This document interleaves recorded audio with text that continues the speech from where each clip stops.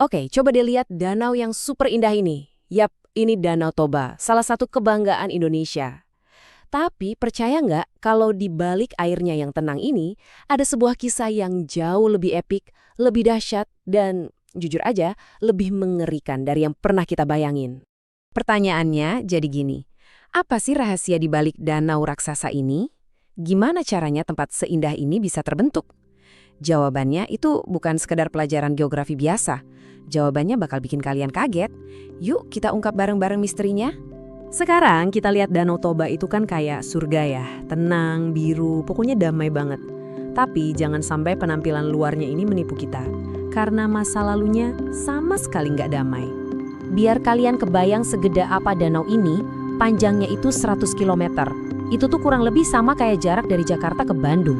Lebarnya 30 km dan dalamnya, lebih dari 500 meter.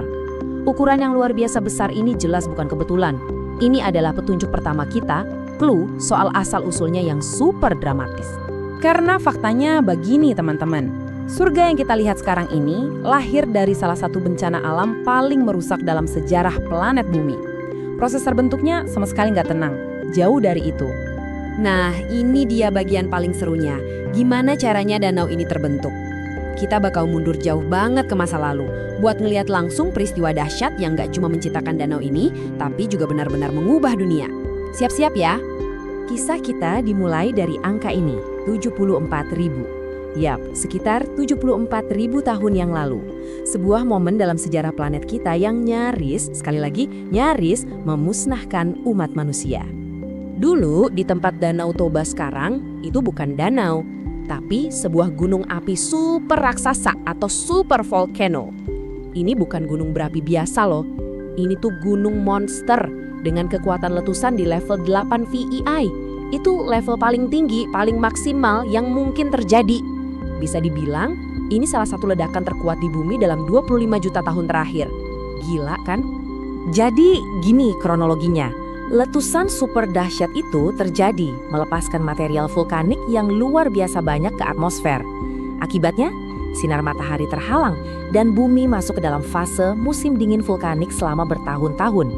Suhu global anjlok drastis, tanaman mati, dan populasi manusia di zaman itu anjlok sampai ke titik hampir punah. Skala bencananya itu wow, benar-benar global.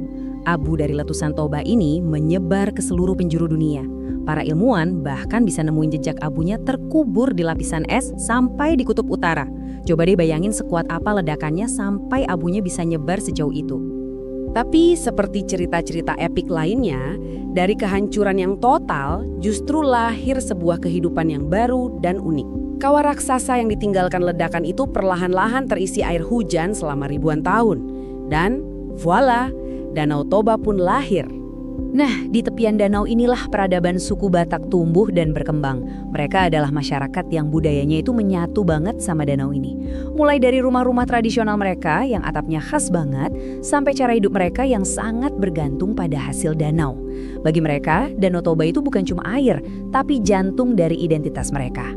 Ekosistem di danau ini juga spesial banget. Di sini hidup spesies-spesies yang nggak ada di tempat lain, contohnya ikan batak. Ikan ini asli dari sini. Tapi sayangnya, sekarang statusnya terancam punah. Ini jadi bukti nyata betapa berharganya kehidupan yang lahir dari sisa-sisa bencana purba ini. Nah, sekarang kita sampai ke bagian pentingnya. Tempat dengan sejarah seepik ini sekarang lagi menghadapi tantangan-tantangan modern.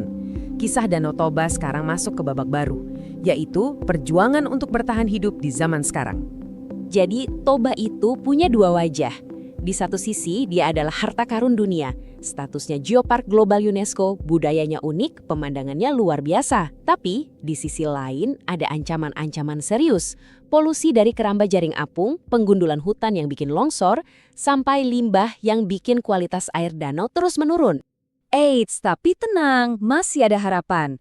Sebuah langkah yang sangat besar udah diambil untuk melindungi warisan ini. Dunia akhirnya mengakui betapa pentingnya Danau Toba. Bukan cuma buat Indonesia, tapi buat seluruh planet ini. Perjalanannya nggak instan. Setelah Indonesia berjuang mengusulkannya, para ahli dari seluruh dunia datang untuk menilai kelayakannya. Dan akhirnya, pada bulan Juli tahun 2020, Danau Toba secara resmi diakui sebagai Geopark Global UNESCO. Ini adalah sebuah kemenangan besar, penegasan bahwa Toba adalah warisan dunia yang wajib kita jaga bersama. Tapi, pengakuan ini baru awal dari cerita. Kisah epik Toba yang dimulai dari ledakan super vulkan sampai jadi warisan dunia, sekarang ada di tangan kita semua. Pertanyaannya bukan lagi cuma soal masa lalunya yang dahsyat, tapi soal masa depannya. Ini warisan kita bersama.